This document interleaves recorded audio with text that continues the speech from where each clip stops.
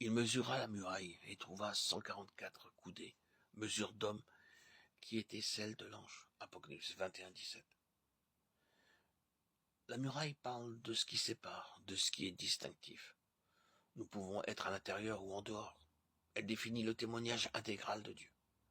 Ceux qui sont au cœur du témoignage expriment ce qui est exclusif, total, entièrement de Dieu.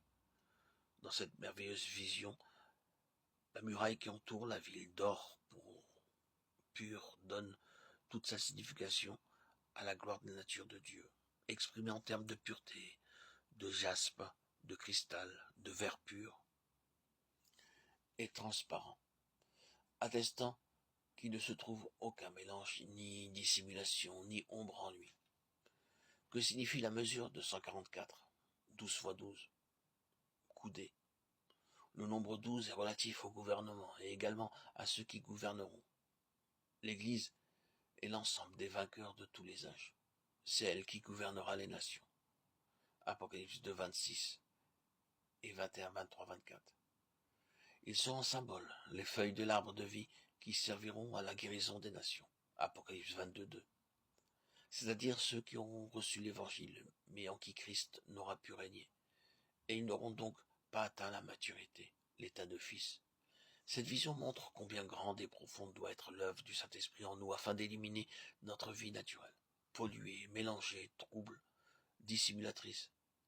Cette œuvre sera pleinement réalisée comme montré par ce symbolisme en tous ceux qui auront suivi l'agneau partout où il va. Ils seront ceux qui entreront dans les portes de la ville et auront droit à l'arbre de vie et au gouvernement. Apocalypse 21, 23.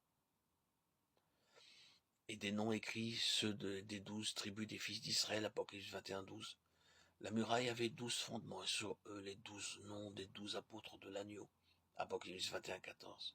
Les fondements de la muraille de la ville étaient ornés de pierres précieuses de toute espèce, Apocalypse 21, 19. Les noms des 12 tribus des fils d'Israël qui ornaient les portes de la Sainte Cité et les noms des 12 apôtres placés sur les fondements appellent à notre pensée Jacob et Pierre, le plus représentatif des 12. Il y avait en Jacob beaucoup de choses à déplorer. Quant à Pierre, le Seigneur, à bien des égards, aurait pu dire « Jamais je n'atteindrai mon but en lui ».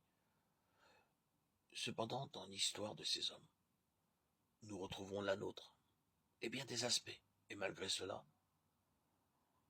en dépit de tous ces handicaps, nos faillites et nos manquements, Dieu est déterminé à faire de chacun de nous, racheté par son sang, une partie de sa glorieuse cité. En examinant quelques traits de leur histoire spirituelle, nous voyons comment ils furent taillés, façonnés et amenés à la ressemblance du Fils de Dieu.